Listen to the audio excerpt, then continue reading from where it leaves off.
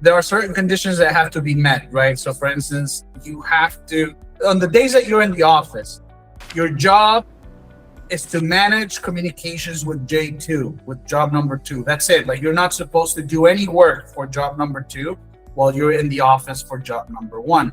You're only keeping tabs on communication, okay? So what you need to do, like, the job has to allow you, it has to allow you to have the messaging and meeting apps on your phone, right? So what you do is basically you get like the best data plan that you can, so that you don't use office resources. You don't connect to the Wi-Fi at the office to do stuff from job number. I've already got 2 phones. So you get like the best data plan, and then what happens is, like, you take a look at your schedule and you excuse yourself, right, when in order to take the meeting, right? And then you also, that's the other thing, is that we have to study J2 to see what kind of meetings require your participation, because the issue is you having to say something in a meeting or having to say something to somebody out loud, right? Like in job number 2. But we have to be aware, you have to be careful to not create a pattern where people start noticing that, hey, Chris always at 10:30, Chris always goes and he locks himself in the conference room A or something like that. So the conference room, right, where that you can, use, right, like you can leverage, that's good, but it's important to not create a repetitive pattern that's easily identifiable, right? So maybe you want to go to the bathroom instead of going to the conference room. Maybe you want to go for a walk, right? Like walk around the office building, or go to another floor. If you work in a building, you go to another floor, that sort of thing.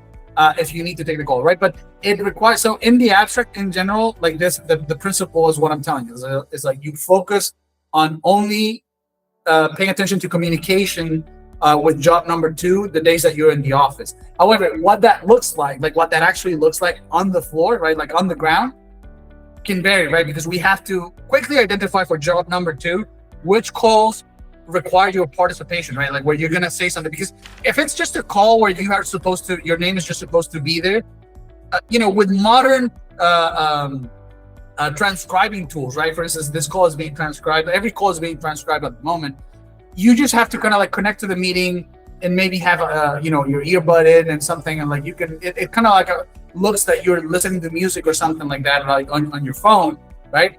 Because you don't have to respond, you don't have to say anything, and then you just catch up on the meeting with the transcription, right? Like basically that's it, and right. So the goal is to, your name shows up where it's supposed to show, when it's supposed to show up, and then if you have to talk, right, that's where the danger lies, right? Because that's where you gotta, go out for a while, go to the bathroom, right? An emergency, right. Something like that. Hey, Rolf here. If you found the content of this video useful, please like, share, and subscribe. It really does help the channel grow and get the word out to more people about job stacking. Thanks.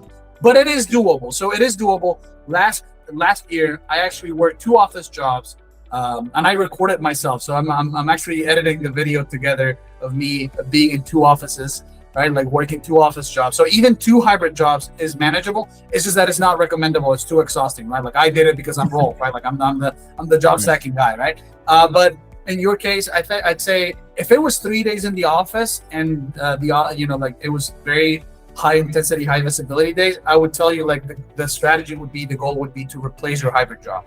With the hybrid job that you have, I think it's worth it to run the experiment, because maybe you are lucky and you get a second fully remote job and they don't have that many meetings, right? And so like, it's just like text, right? Or, the meetings are compatible. They have the meeting because of the work, the schedule. The meetings happen when you're on your lunch break, so you can, just disappear, be on your lunch, nobody, and so you never create a pattern at your office job. But mainly what you want to keep in mind is do not do work for job number 2 while in the office, and avoid creating a pattern of behavior that's suspicious in the office job. So nobody should identify that you are always doing the same thing at like the same time or something like that, right? So all right, that's gonna do it for today's video. Thanks for hanging out with me, and I'll see you in the next one. Take care.